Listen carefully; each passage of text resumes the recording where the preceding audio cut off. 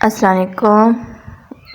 आज मैं लेकर आई हूँ बहुत ही मज़ेदार पराठे, जिसके लिए मैंने एक हिस्सा बेसन लिए, 1 कप बेसन है और 2 कप गंदम का आटा है। और इसमें मैंने कुछ मसाले डाले हैं, जिसमें नमक है, मिर्च है, कसूरी मेथी है, मीठा सोडा और लाल मिर्च, ज़ीरा, ये चीज़ें हैं। और 1 एग मैंने डाला और फिर मैंने इसे पानी की मदद से अच्छे से लिक्विड फॉर्म में मिक्स कर लिया।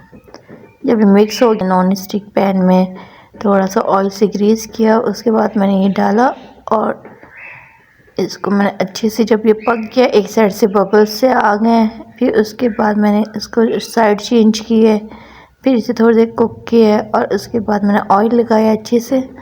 और इस तरह मैंने ये सारे पराठे बना लिए